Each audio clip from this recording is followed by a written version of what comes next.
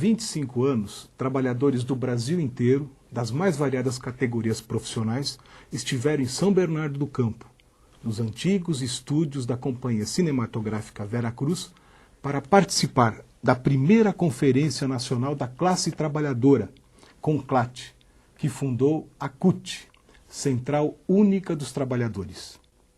Nestes 25 anos, a CUT acompanhou e participou decisivamente da construção do novo sindicalismo brasileiro. E à frente da CUT, nos seus primeiros 11 anos e até hoje participando ativamente, a figura emblemática de um morador nascido em São Caetano e que sempre viveu no ABC. Jair Meneghelli é o convidado dessa semana no Memória na TV. Meneghelli, é uma satisfação muito grande rever essas imagens de 25 anos atrás em companhia de você, fiel a um ideal e participando ativamente dessa luta que transformou o Brasil. Eu que agradeço, de relembrar todo esse momento da história do Brasil, e que, na minha opinião, não fomos nós os responsáveis, mas com certeza nós colocamos lá um pedacinho, sabe, da ajuda pela redemocratização desse país, com a nossa luta, com a nossa coragem, com a nossa unidade, com a nossa organização, independentemente da ditadura militar. Nós fomos às ruas pedirmos não apenas salário e condições de trabalho, mas nós fomos pedir, sobretudo, sabe, democracia e o direito de opinarmos e o direito de existirmos. Era agosto de 1983. As greves de 78, que era chamada greve sem cabeças, né, que nasceu pipocando em cada fábrica. A famosa greve de 79 da Vila Euclides, 80. A fundação do Partido dos Trabalhadores em 79 e a CUT em 83. Foi um processo pensado naturalmente ou foi surgindo? Como é que chegou a fundar uma Central Única dos Trabalhadores que muita gente achava que era uma utopia? Olha, eu acho que tudo isso, na verdade, começa pelo Sindicato de São Bernardo do Campo e Diadema, né? Começa pela figura do homem que hoje é presidente da República, Luiz Inácio Lula da Silva. É daí que começa, né? É ele que recomeça ir às portas de fábricas, sabe, conversar com os trabalhadores, sindicalizar os trabalhadores, sabe, orientar os trabalhadores, informar os trabalhadores, né? É quando se descobre, por ocasião quando o Delfim Neto era ministro naquela ocasião, não era nem chamado ministro acho que era ministro da Fazenda, ministro da Economia, sei uma coisa assim, que manipula a inflação e nos rouba 34,1% dos nossos salários, e aí o sindicato, sabe, começa a chamar os trabalhadores, mostrando o que ocorreu e que era preciso a gente se organizar, que era preciso a gente lutar, porque não era possível, numa época de uma inflação altíssima, alguém sumir com 34,1%, o que prejudicava fundamentalmente a nossa subsistência. Então é aí que começa preparar os trabalhadores, e aí vai discutindo a possibilidade de fazer paralisações nas empresas. Elas começam a surgir.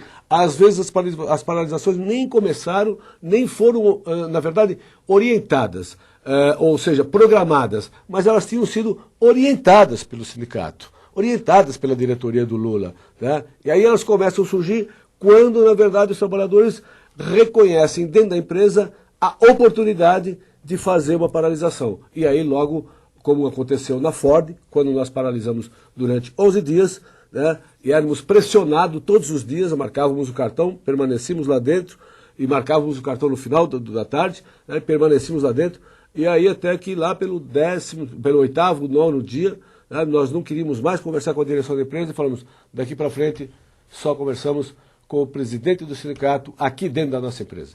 Aí foi obrigado a chamar o Lula foi para dentro da fábrica, né, e fazer assembleia dentro da fábrica, nos vários setores, né, e negociou pela gente, né. Eu acho que tudo isso, tá? É resultado...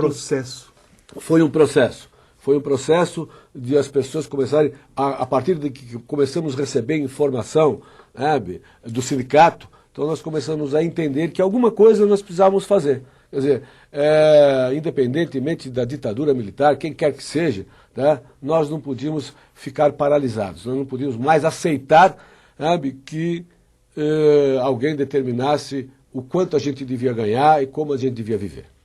Havia, quando os militares assumiram o poder, eles criaram a chamada lei de greve, que na verdade impedia a realização de greves. Quer dizer, uma das coisas teria que derrubar essa lei. Né? Porque, olha, todo o processo da década de 60 inteirinha não foi possível você detectar grandes movimentos grevistas. Só no final da década de 70 vocês passam por cima da lei e começam a derrubá-la efetivamente. Não tinha outra maneira, quer dizer, qualquer greve que fosse feita era julgada ilegal. E nós dizíamos o seguinte, ela pode ser ilegal do ponto de vista do governo, da justiça, de quem quer que seja, mas do ponto de vista dos trabalhadores, ela é legítima, né? Porque nós não estávamos naquela altura, nós não éramos marginais, nós não estávamos em guerra, nós estávamos reivindicando os nossos direitos. Havia um arroxo salarial, não havia? Havia um arroxo salarial muito grande. Quer dizer, e principalmente numa época que tinha uma inflação muito alta, né?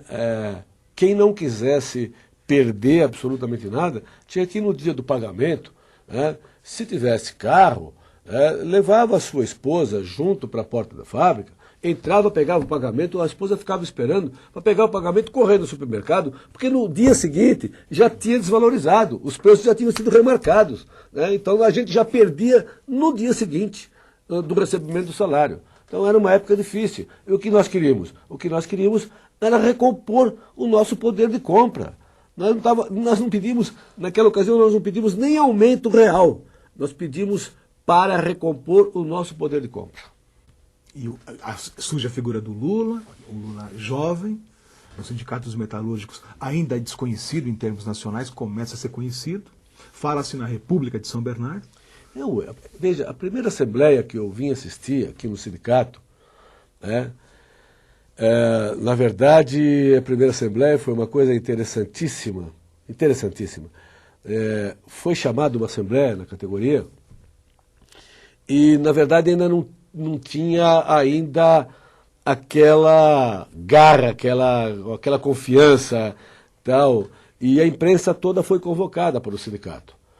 E estava chegando a hora da assembleia e a plateia era muito pouco. E eu, naquela ocasião, estava fazendo madureza ginasial aqui no segundo andar do sindicato. Tinha vários alunos ali. Quando perceberam que estava chegando a hora da assembleia, a imprensa estava chegando, então a diretoria desceu nas salas de aula, pediu para nós, para que se nós pudéssemos subir, pelo menos para a imprensa registrar, depois nós podíamos voltar. Tá? Aí nós subimos, enchemos o terceiro andar do sindicato, e aí foi a primeira assembleia que eu assisti na minha vida, comandada pelo Lula. Depois daí eu não aguentei mais ficar fora do movimento. Eu me lembro que o Lula falava exatamente aquilo que nós pensávamos. E eu me lembro de um exemplo que ele dava, que a gente não podia se dar o luxo, sabe? Sequer a gente não podia se dar o luxo, não. A gente, para ir comprar, quando fazia compra na feira, apalpava até os ovos, porque nós não podíamos nos dar ao luxo de levar qualquer coisa estragada para casa, porque ia fazer falta. Ia fazer muita falta, porque se nós tivéssemos, podíamos comprar pouco, e ainda se tivéssemos que jogar aquilo que nós comprávamos, quer dizer, a falta ia ser muito grande. Então eu me lembro perfeitamente dessa frase. E daí em diante, bom, aí eu não saí mais do sindicato, aí eu não saí mais dessa vida. Jair Meneghelli é o convidado dessa semana no Memória na TV. Pauta, os 25 anos da CUT Nacional. No próximo bloco, vamos falar da CUT. Como é que ela surgiu? Como é que ela nasceu? Onde ela se instalou? E o que ela fez? Até já.